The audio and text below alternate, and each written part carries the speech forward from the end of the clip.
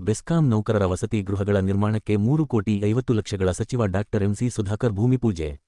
ಚಿಂತಾಮಣಿ ನಗರದಲ್ಲಿ ಎಲ್ಟಿ ಮತ್ತು ಎಚ್ಟಿ ಸಂಪರ್ಕ ಲೈನ್ಗಳ ಆಧುನಿಕ ಕೇಬಲ್ ಅಳವಡಿಕೆಗಾಗಿ 120 ಕೋಟಿ ರುಗಳ ಅಂದಾಜುಪಟ್ಟಿಗೆ ಪ್ರಸ್ತಾವನೆಯನ್ನು ಸಲ್ಲಿಸಲಾಗಿದ್ದು, ಮೊದಲ ಹಂತದಲ್ಲಿ ಎಚ್ಟಿ ಲೈನ್ಗೆ ಭೂಗತ ಕೇಬಲ್, ಅಂಡರ್ ಗ್ರೌಂಡ್ ಕೇಬಲ್ ಅಳವಡಿಸಲು 32 ಕೋಟಿ ಅನುದಾನ ಮಂಜೂರಾಗಿದೆ. ಟೆಂಡರ್ ಪ್ರಕ್ರಿಯೆ ಸಹ ಮುಕ್ತಾಯವಾಗಿದ್ದು ಶೀಘ್ರದಲ್ಲೇ ಕಾಮಗಾರಿ ಆರಂಭವಾಗಲಿದೆ ಎಂದು ಉನ್ನತ ಶಿಕ್ಷಣ ಸಚಿವ ಡಾ. ಎಂಸಿ ಸುಧಾಕರ್ ತಿಳಿಸಿದರು. ನಗರದಲ್ಲಿ ಬೆಸ್ಕಾಂ ನೌಕರರ ವಸತಿ ಗೃಹಗಳ ನಿರ್ಮಾಣಕ್ಕೆ ಭೂಮಿ ಪೂಜೆ ನೆರವೇರಿಸಿ ಮಾತನಾಡಿದರು. ಎರಡನೆಯ ಹಂತದಲ್ಲಿ ಎಲ್ಟಿ ಲೈನ್ನ ಎವಿ ಕೇಬಲ್ ಅಳವಡಿಸಲು ಅನುದಾನಕ್ಕಾಗಿ ಪ್ರಯತ್ನಿಸಲಾಗುವುದು. ಕ್ಷೇತ್ರದಲ್ಲಿ ಇನ್ನೂ 5ರಿಂದ 6 ವಿದ್ಯುತ್ ಕೇಂದ್ರಗಳ ಸ್ಥಾಪನೆಗೆ ಬೇಡಿಕೆ ಸಲ್ಲಿಸಲಾಗಿದೆ. ಒಂದು ಕೇಂದ್ರಕ್ಕೆ 3 ಎಕರೆ ಜಾಗದ ಅಗತ್ಯವಿದೆ. ಜಾಗ ಒದಗಿಸುವುದೇ ದೊಡ್ಡ ತೊಂದರೆಯಾಗಿದೆ ಎಂದರು. ಬೆಸ್ಕಾಂ ಇಲಾಖೆಯ ನೌಕರರ ವಸತಿ ಗೃಹಗಳ ನಿರ್ಮಾಣಕ್ಕೆ ಬೇಡಿಕೆ ಸಲ್ಲಿಸಿದ್ದರು. ಅಪಾರ್ಟ್ಮೆಂಟ್ ಮಾದರಿಯಲ್ಲಿ 8 ಬ್ಲಾಕ್ಗಳ ನಿರ್ಮಾಣ ಮಾಡಲು ನೀಲಿನಕ್ಷೆಯನ್ನು ತಯಾರಿಸಲಾಗಿದೆ. ಮೊದಲ ಹಂತದಲ್ಲಿ 1 ಬ್ಲಾಕ್ 3 ಅಂತಸ್ತಿನ ಕಟ್ಟಡ ನಿರ್ಮಾಣಕ್ಕೆ ಭೂಮಿಪೂಜೆ ನೆರವೇರಿಸಲಾಗುತ್ತಿದೆ.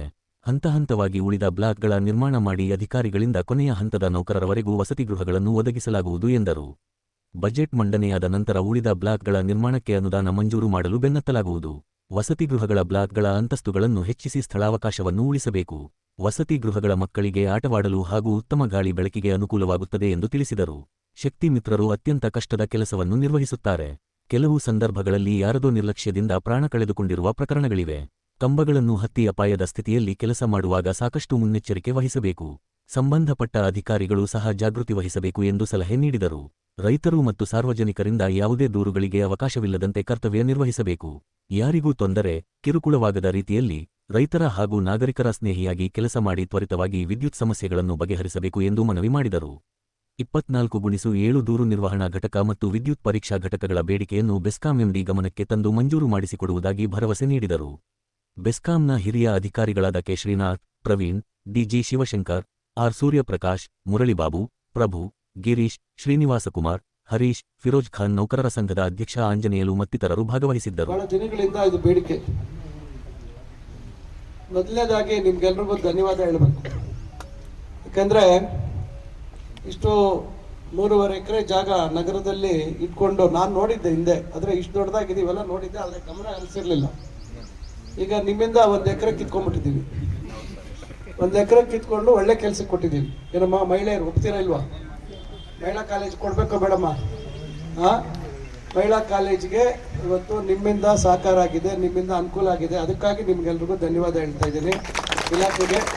ಯಾಕಂದ್ರೆ ಇಲಾಖೆ ಸಚಿವರು ಜಾರ್ಜ್ ಸಾಹೇಬರು, ನಾವು ಅವ್ರಿಗೆ ಎಷ್ಟು ಧನ್ಯವಾದ ಹೇಳಿದ್ರು ಸಾಲದು. ಜಾರ್ಜ್ ಅವರು, ಅವರ ಆಪ್ತ ಸಹಾಯಕರು ನಮ್ಮ ಸತೀಶ್ ಅವರು, ಮತ್ತು ಅವತ್ತು MD ಅವರು, ಇಲ್ಲ ಇವ ಶಿವಶಂಕರ್ ಅವರು ಅವ್ರು ಮಾಡಿದ್ದಾರೆ. ಪಾಪ ಬಿಳಿಗೆ ಅವರು, ಮಹಾಂತೇಶ್ ಬಿಳಿಗೆ ಅವರು, ಪಾಪ ಒಳ್ಳೆ ಅಧಿಕಾರಿಗಳು. ಇವತ್ತು ಅವ್ರು ನಮ್ಮ ಮಟ್ಟಿಗೆ ಇಲ್ಲ.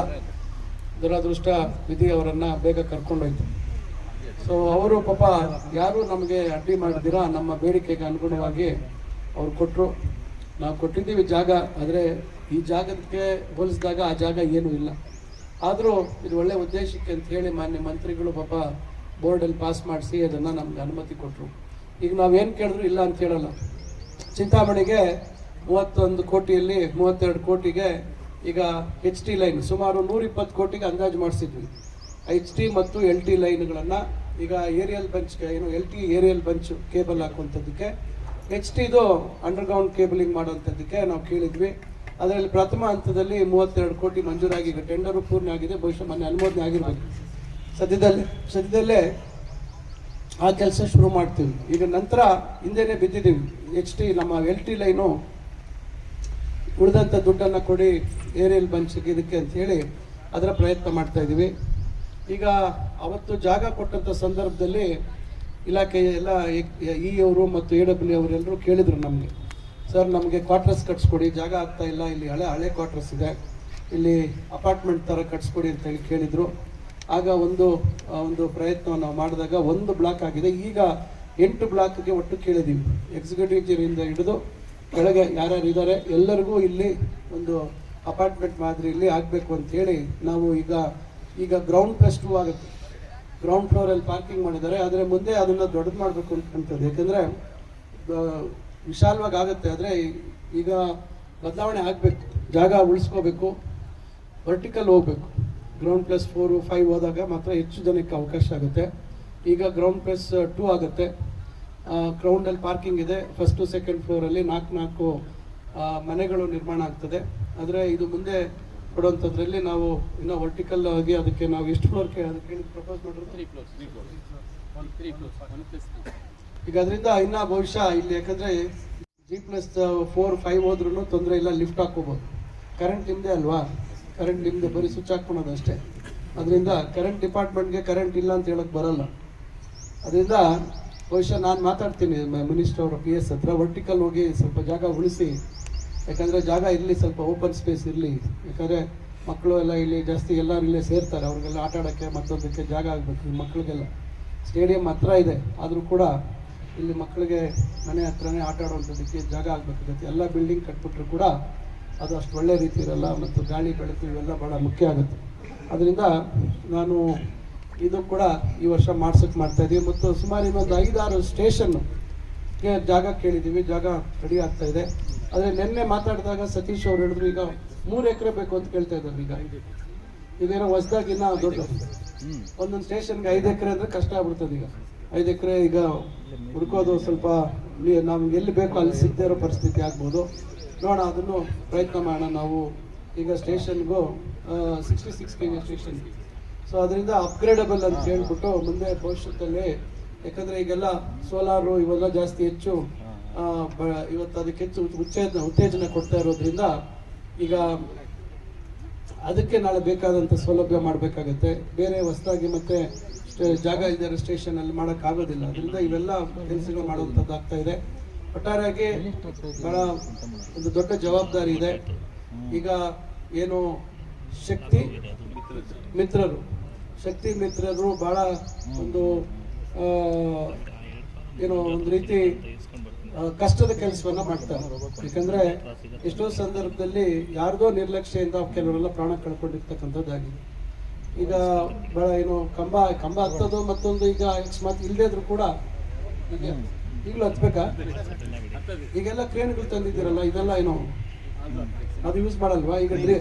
ಈಗೆಲ್ಲ ಕಂಬ ಹತ್ತಿ ಕೆಲಸ ಮಾಡುವಂಥದ್ದು, ಇವೆಲ್ಲ ಮೇಲಿಂದ ಜಾರಿ ಬೀಳುವಂಥದ್ದು, ಇವೆಲ್ಲ ಬಹಳ ಸ್ವಲ್ಪ ಕೆಲಸದಲ್ಲಿ ಸ್ವಲ್ಪ ಏನು ಹೆಚ್ಚು ಅದರಲ್ಲಿ ರಿಸ್ಕ್ ಇರುವಂಥದ್ದು ಇದೆ. ಅದರಿಂದ ತಾವು ಅದನ್ನ ದಯವಿಟ್ಟು ಹುಷಾರಾಗಿ ತಾವು ಜಾಗರೂಕತೆಯಿಂದ ತಾವು ಕೆಲಸ ಮಾಡಬೇಕು ಅಂತಕ್ಕಂಥ ಮಾತನ್ನು ಹೇಳ್ತಾ ಇದ್ದೀನಿ. ಮತ್ತು ಆದಷ್ಟು ಬೇಗ ಈಗೇನು ನಾಡಿದ್ದು ನಮ್ಮ ಬಜೆಟ್ ಮಂಡನೆ ಇದೆ.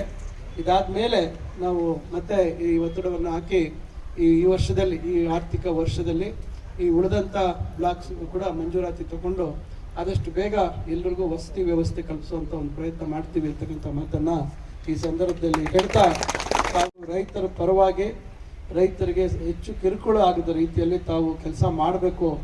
ಈಗ ಬಹಳಷ್ಟು ಸಂದರ್ಭಗಳಲ್ಲಿ ದೂರುಗಳು ಬೇರೆ ಬೇರೆ ರೀತಿ ಬರ್ತವೆ. ಇವೆಲ್ಲ ನಾನು ಹೆಚ್ಚು ವಿವರವಾಗಿ ಹೇಳಕ್ಕೆ ಹೋಗೋದಿಲ್ಲ, ಎಲ್ಲ ನಿಮಗೆ ಗೊತ್ತಿದೆ. ಅದರಿಂದ ಅಂಥದಕ್ಕೆ ಯಾವುದಕ್ಕೂ ಅವಕಾಶ ಕೊಡ್ತೀರಾ ರೈತರ ಪರವಾಗಿ, ವಿಶೇಷವಾಗಿ ರೈತರ ಪರವಾಗಿ, ಜನರ ನಾಗರಿಕರ ಪರವಾಗಿ ತಾವು ಕೆಲಸ ಮಾಡ್ತಕ್ಕಂಥ ಇಲಾಖೆ.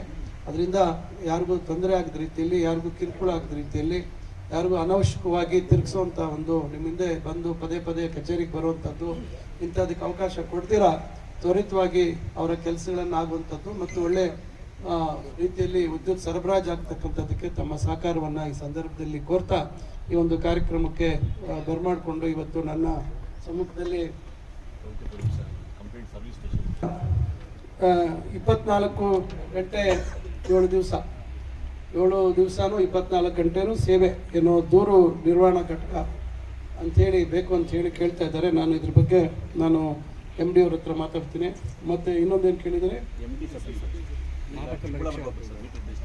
ಪರೀಕ್ಷೆ ಮಾಡುವಂಥದ್ದಕ್ಕೂ ಕೂಡ ಅದರ ಒಂದು ಪರೀಕ್ಷೆ ಅದಕ್ಕೆ ಒಂದು ಬೇಕಾದಂಥ ಸಂದರ್ಭದಲ್ಲಿ ಚಿಕ್ಕಬಳ್ಳಾಪುರಕ್ಕೆ ಹೋಗಬೇಕು ಅಂತ ಇದ್ದಾರೆ. ನಮ್ಮದು ಡಿವಿಷನ್ ದೊಡ್ಡದಿರೋದ್ರಿಂದ ಅದನ್ನು ನಾನು MD ಅವ್ರ ಹತ್ರ ಮಾತಾಡಿ ಅದನ್ನು ಇದು ಮಾಡುವಂಥ ಒಂದು ಪ್ರಯತ್ನವನ್ನು ಮಾಡ್ತೇನೆ. ಮತ್ತೊಮ್ಮೆ ಎಲ್ರಿಗೂ ಧನ್ಯವಾದ. ಯಾಕಂದರೆ ಊಟದ